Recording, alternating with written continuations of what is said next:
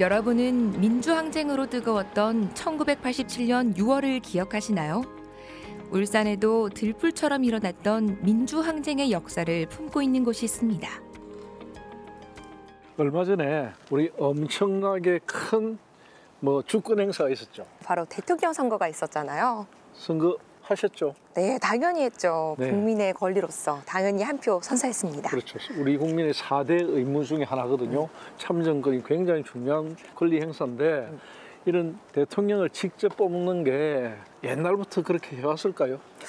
아니요. 못했을 것 같아요. 1987년에 민주항쟁을 통해 가지고 지금의 헌법이 만들어졌거든요. 직선제 개헌을 했거든요. 그로 인해서 이제 지금의 민주주의 같은 이런 것들이 다 이루어진 겁니다. 그 민주항쟁을 통해서 정말 많은 일들이 일어났을 것 같아요. 그렇죠. 울산은 중심에서 벗어나 있는 지역이었지만 이런 중심된 민주화의 과정에서 한 번도 동떨어지거나 뒤처진 게 아니고 항상 앞장섰던 도시고 희생도 있었고 많은 스토리도 간직하고 있는 도시이기도 합니다. 특히 이 6월 달 때는 아주 뜻깊은 달이거든요.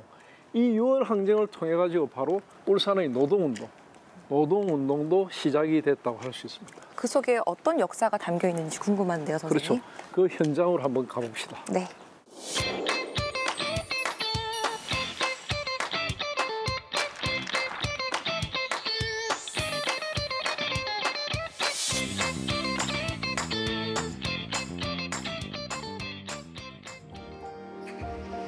울산공업고등학교는 1937년 개교 이래 수많은 인재를 배출해왔는데요.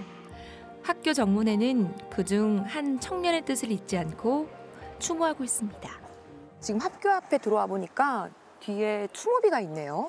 이 울산공고의 전신이 울산농고거든요. 농림고등학교인데 울산의 중등교육기관으로서는 최초로 설립된 것이고 울산의 역사를 그대로 말해주는 학교이기 때문에 들어가 보면은 그 유명한 차성도 중이 바로 옆에는 우리 또 4.19 혁명 때 순국한 정임석 선생의 추모비가 여기 있죠. 바로 이제 오늘 우리가 만나볼 바로 뒤에 있는 이 정임석 이 열사. 이 정임석 열사는 4.19 때 21분이 돌아가셨고 170여 명이 부상을 입었는데 나중에는 한 200여 명이 다 돌아가셨어요. 다 돌아가셨는데 그 중에 한 분입니다. 대부분이 다 지금 서울에 가면 수유리에 이제 4.19 묘역이 있는데 거기에 모든 분들이 다 안장돼 있거든요. 그 희생자들 가운데 유일하게 안장되지 않은 분이 바로 이 정임석 열사입니다. 그분은 왜 안장되지 않았나요? 울산 사람이거든요. 울산 사람이라서 그때 이제 정임석 열사 형과 부모가 서울에 가가지고 시신을 그대로 울산으로 모셔왔죠.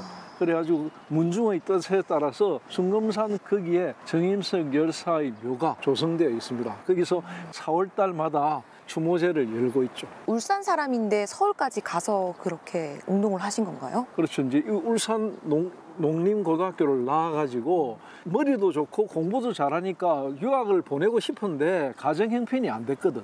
그래서 포기를 하려고 했는데 부산에서 공무원 생활하던 형이 못 배운 한 때문에 내 동생만은 공부를 시켜야 된다 해가지고 서울로 유학을 보냈어요.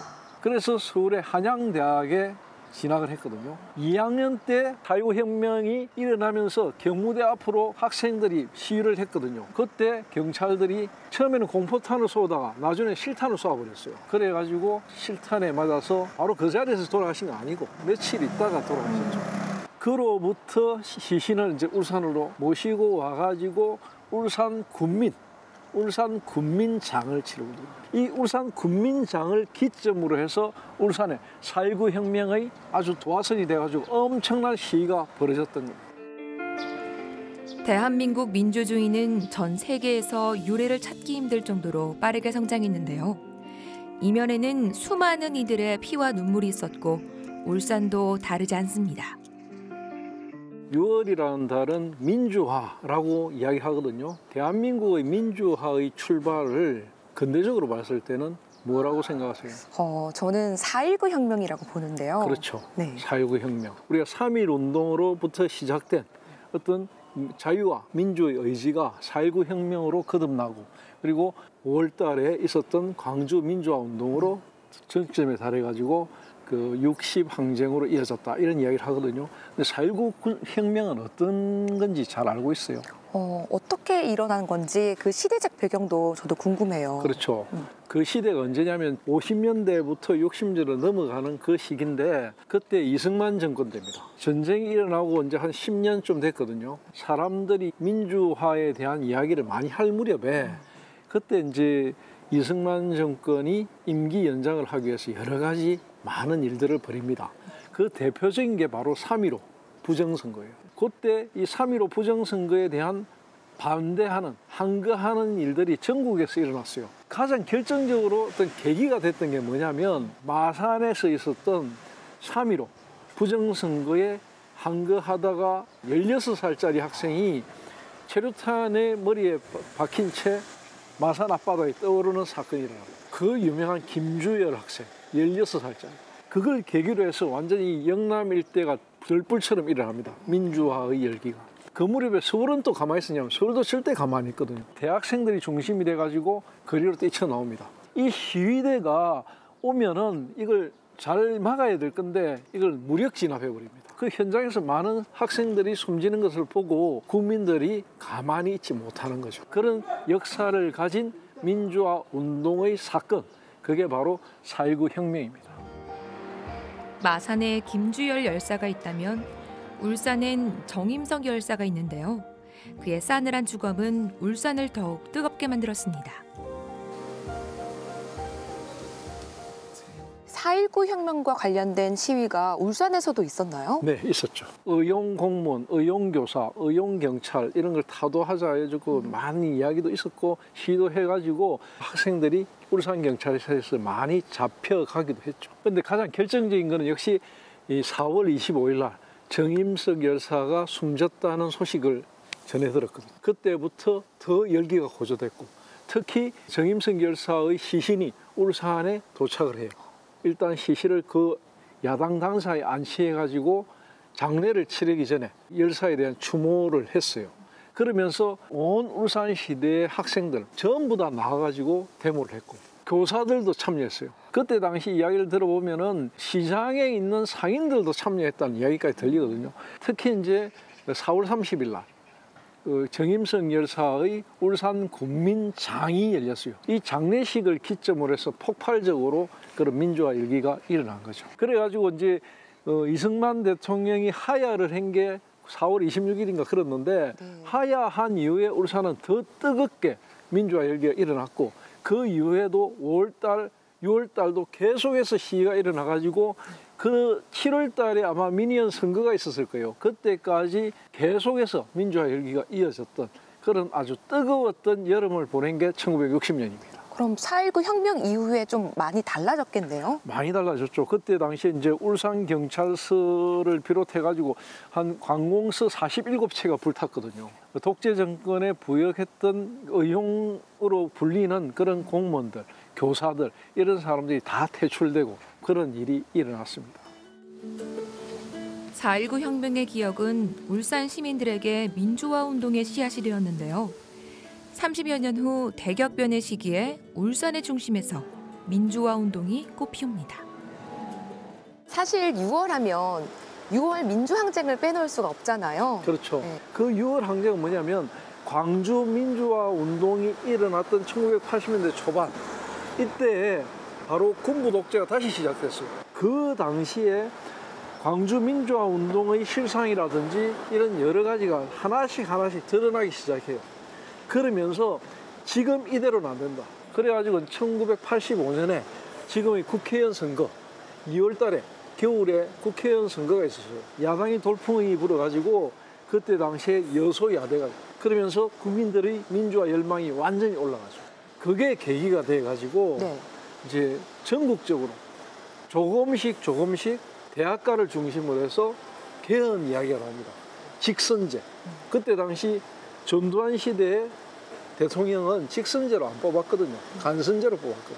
대통령을 국민 손으로 이런 이야기가 나오면서 전국적으로 대학생들이 데모를 많이 했어요. 그러다가 87년에는 이제 전두환 대통령의 임기가 바뀌는 시점이에요. 그때 이제 그런 선거를 앞두고 지금의 간선제를 그대로 유지하겠다 이렇게 선언을 합니다. 그 선언을 하니까 당연히 대학가에서 어떤 일이 나 했어요. 다 이제 일어나겠죠, 들불처럼. 그렇죠. 더 많은 시위대가 움직이죠. 그때 일어났던 결정적인 사건이 바로 박종철 고문치사 사건입니다. 더 중요한 것은 연세대학교 학생이었던 이한열 군이 또 체류탄에 맞아 숨집니다.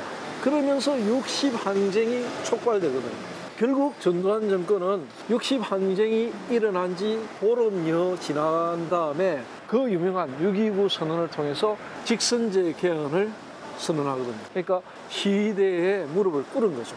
그러면서 이제 민주화가 완전히 꽃을 피운 그런 상황으로 이어진 겁니다.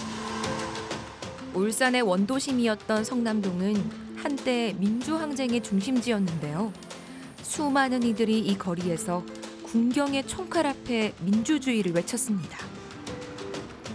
울산도 6월 민주항쟁 열기가 뜨거웠을 것 같아요. 그렇죠. 우리가 그 뜨거운 민주항쟁의 가장 현장 중심에 지금 와 있어요.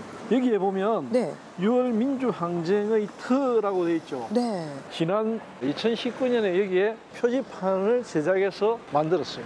울산의 민주화 운동은 어떤 역사를 가졌느냐면 지금 여기서부터 저 동쪽으로 가면 복산성당이라고 있어요. 이 복산성당이 옛날에 울산성당이었어요. 이 울산성당에 지금 돌아가신 손능만 신분이라는 굉장히 유명한 분이 계셨는데 그분하고 울산 사회 실천 선교협의회라는 울사협 이런 행동가들을 중심으로 해가지고 박종철 군, 이한열 열사 이런 분들을 추모하는 시위를 시작합니다. 재미있는 일화가 하나 있는데 영정을 만들어서 시위할 때 사용을 해야 되는데 구할 길이 없는 거야. 그래 어떻게 했냐면 그때 당시에 운동가들이 신문에 나 있는 박종철 군의 사진 네.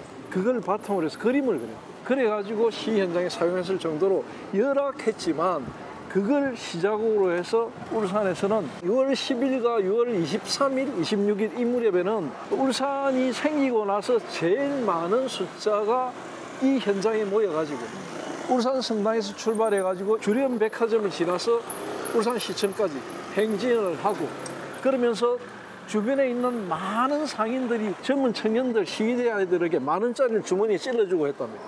가서 국밥도 사 먹고 해라고. 그 정도로 시민들의 참여 열기가 뜨거웠던 게 바로 6월달 1987년 6월의 울산이었습니다. 6월 민주항쟁은 대한민국 민주주의 역사에 많은 영향을 끼쳤는데요. 특히 울산에서는 노동자들의 권익을 찾기 위한 투쟁으로 이어졌습니다. 울산이 노동자의 도시인 만큼 노동운동도 활발했겠네요. 그렇죠. 울산은 그 노동운동의 메카라고 이야기합니다. 이 6월의 민주화 항쟁 그와 맥을 같이 해가지고 그때 울산에 가장 젊은이들이 많이 모여있던 것은 역시 산업 현장이거든요. 이 산업 현장에도 바로 그 민주화 운동의 바람이 그대로 전해졌거든요. 그래가지고 태동한 것이 바로 노동자입니다. 그 전까지는 울산에 수많은 공장들이 있었음에도 불구하고 노동자가 없었는데 1987년 10월에 현대엔진이 노조를 만듭니다. 주리연 백화점 앞쪽에 뭐가 있었냐면 기능상가가 있고 거기에 나이트클럽이 있고 막 이랬거든요. 현대엔진 노동조합이 창립한 곳이 바로 그 나이트클럽입니다. 엄청 중심가에 있었네요. 그렇죠. 산업 현장에서 노동조합을 결성을 안 하고 왜 이런 유흥가에 와서 했을까? 궁금하지 않아요? 왜 그랬어요, 선생님? 탄압이 심했거든요. 굉장히 비밀리에 결성을 했어야 돼요. 그래가지고 나이트클럽에서 창립대회를 연 것이 현대엔진 노동조. 그걸 시작으로 해가지고 울산의 모든 사업장에 노조 결성의 바람이 붑니다. 그 결과 이제 우리가 너무나 잘 아는 1989년도 현대중공업의 골리앗 투쟁, 그리고 현대자동차의 100일이 넘는 투쟁, 그런 것들이 바탕이 돼가지고 산업 현장의 모든 민주화 운동의 여러 가지 씨앗들이 울산에서 뿌려졌던 것입니다. 국민은 언제나 옳다 하는 명제는 민주 열사들의 피와 눈물로 증명되었는데요. 그 희생 위에 지금의 울산이 있습니다. 지금의 민주주의가 수많은 사람들의 피와 눈물 그리고 희생 때문에 이루어진 거네요. 그렇죠. 민주주의는 민중의 피땀 눈물을 먹고 자란다 이런 말이 있거든요. 그런 말처럼 절대로 그냥 주어지는 것이 아니다. 이런 우리 교훈을 한 번 더 느낄 수 있게 해줍니다. 6월 민주화 항쟁, 울산실록에 어떻게 기록하면 될까요? 6월 민주화 항쟁 이것은 울산이 가지고 있는 3.1 만세운동의 어떤 그 열기 그리고 4.19 때의 정임성 열사의 희생으로 인해서 일어났던 뜨거웠던 4월의 혁명의 열기 그걸 다 이어받아 가지고 6월 항쟁으로 이어졌거든요. 그 6월 항쟁을 통해서 울산이 이른바 야성의 도시라고 자리매김했던 아주 중요한 사건입니다. 그걸 바탕으로 해서 오늘의 울산이 있거든요. 그리고 노동 현장에도 그런 민주화 바람이 불어가지고 오늘의 산업 현장의 어떤 민주화 운동이 다 이루어졌던 겁니다. 그런 것들을 이 6월에 절대 우리는 잊지 말아야 할 것입니다. 6월에 울산이 새긴 민주주의의 족적은 깊고 무겁습니다.